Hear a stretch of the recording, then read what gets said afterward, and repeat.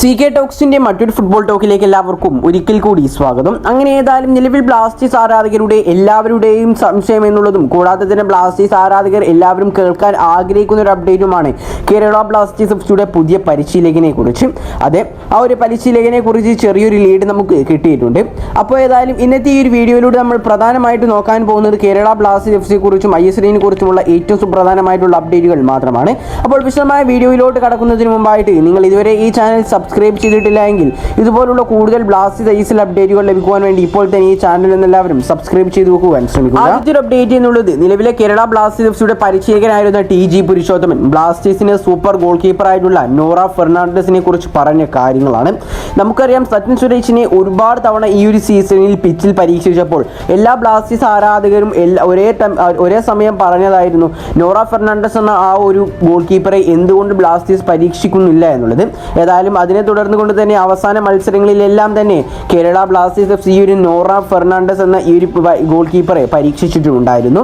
ഏതായാലും നോറ ഫെർണാണ്ടസിനെ കുറിച്ച് TG പുരുഷോത്തമൻ പറഞ്ഞത് നമുക്കൊന്ന് നോക്കാം. കഴിഞ്ഞ 3 മത്സരത്തിൽ നോറ ഫെർണാണ്ടസ് എന്ന ഗോൾ കീപ്പർ ലക്ഷ്യത്തിൽ ഒരു നല്ല ജോലി തന്നെയാണ് ചെയ്തിട്ടുണ്ടായിരുന്നത്. അവൻ കൂടുതൽ അനുഭവ പരിചയം നേടുകയും അവൻ ഒരു യുവ ഗോൾ കീപ്പറായി മാറുകയും ചെയ്യുമെന്നുള്ളതിൽ എനിക്ക് യാതൊരു സംശയവുമില്ല. ISLനും രാഷ്ട്രത്തിനും വേണ്ടിയുള്ള ഒരു വിലപ്പെട്ട സ്വത്ത് തന്നെയാണ് നോറ ഫെർണാണ്ടസ് എന്നുള്ള ഈ ഒരു കീപ്പർ എന്നുള്ളത്. അതുകൊണ്ട് തന്നെ നല്ല ഭാവി അവനിലുണ്ട്. ഏതായാലും ഈ കാര്യങ്ങളൊക്കെയാണ് നോറ ഫെർണാണ്ടസ് എന്നുള്ള ആ ഒരു ഗോൾ കീപ്പറെ കുറിച്ച് ബ്ലാസ്റ്റേഴ്സ് പരിശീലകനായിരുന്ന TG പുരുഷോത്തമൻ പറഞ്ഞിട്ടുള്ളത്. എന്തുകൊണ്ടും നോറ ഫെർണാണ്ടസ് എന്നുള്ള ഈ ഒരു ഗോൾ കീപ്പർ ബ്ലാസ്റ്റേഴ്സിന്റെ ഒരു അസറ്റ് തന്നെയാണ്. അതുകൊണ്ട് തന്നെ ഇനിയും ഉയരങ്ങളിലേക്ക് അദ്ദേഹത്തിന് എത്താൻ സാധിക്കട്ടെ എന്ന് നമുക്ക് ആശംസിക്കാം. ഇനി ഏതായാലും അടുത്തൊരു വാർത്ത എന്നുള്ളത് കേരള ബ്ലാസ്റ്റേഴ്സ് എഫ്സിയുടെ പുതിയ പരിശീലകനെ കുറിച്ച് തന്നെയാണ്.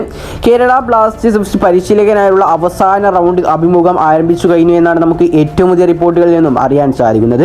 പക്ഷേ ഇതുവരെയായിട്ടും അന്തിമ തീരുമാനത്തിൽ എത്തിയിട്ടില്ല. ഇതൊന്നും കൂടാതെ തന്നെ പരിശീലകരെ തിരഞ്ഞെടുക്കുന്ന പ്രക്രിയയിൽ കേരള ബ്ലാസ്റ്റേഴ്സ് എഫ്സിയുടെ നിലവിലെ സ്പോർട്ടിംഗ് ഡയറക്ടറായിട്ടുള്ള കരോലിസ് കിൻകിസ് നല്ല രീതിയിൽ സജീവമായി ഇടപെടുന്നുണ്ട് എന്നും കഴിഞ്ഞ ദിവസം ആശിഷ് നെഗി റിപ്പോർട്ട് ചെയ്തിട്ടുണ്ടായിരുന്നു. കൂടാതെ തന്നെ ബ്ലാസ്റ്റേഴ്സിന്റെ പരിശീലകനെ കുറിച്ചുള്ള ഒരു ചെറിയ ഹിന്റ് നേരത്തെ ഞാൻ കിട്ടിയെന്ന് പറഞ്ഞിട്ടുണ്ടായിരുന്നു. ഏതായാലും ആ ഒരു ഹിന്റ് ഇതാണ്: കേരള ബ്ലാസ്റ്റേഴ്സ് എഫ്സി ഒരു ഇറ്റാലിയൻ പരിശീലകനുമായി അവസാന റൗണ്ട് അഭിമുഖം നടത്തിയെന്നാണ് നമുക്ക് ഏറ്റവും പുതിയ റിപ്പോർട്ടുകളിൽ നിന്നും അറിയാൻ സാധിക്കുന്നത്. പക്ഷേ നിലവിൽ കേരള ബ്ലാസ്റ്റേഴ്സ് എഫ്സിയുടെ പരിശീലകർ സ്ഥാനത്തിലേക്ക് അദ്ദേഹം മുൻനിരക്കാരനല്ല എന്നും ഈ ഒരു പരിശീലകൻ തീർച്ചയായിട്ടും ബ്ലാസ്റ്റേഴ്സിലേക്ക് വരുമെന്നൊന്നും നമുക്ക് ഉറപ്പിക്കാൻ കഴിയില്ല എന്നും ഈ ഒരു റിപ്പോർട്ടിൽ പറയുന്നുണ്ട്.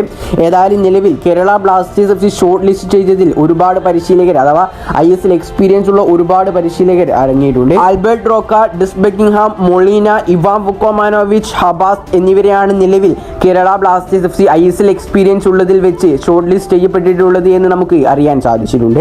ഏതായാലും നിലവിൽ ഒരുപാട് ബ്ലാസ്റ്റേഴ്സ് ആരാധകരുടെ ഒരു ചെറിയ ആഗ്രഹമാണ് കേരള ബ്ലാസ്റ്റേഴ്സ് എഫ്സിയുടെ മുൻപത്തെ പരിശീലകനായിട്ടുള്ള ഇവാൻ വുക്കോമാനോവിച്ചിനെ എങ്ങനെയെങ്കിലും ഒന്ന് തിരികെ കൊണ്ടുവരുമോ എന്നുള്ളത്.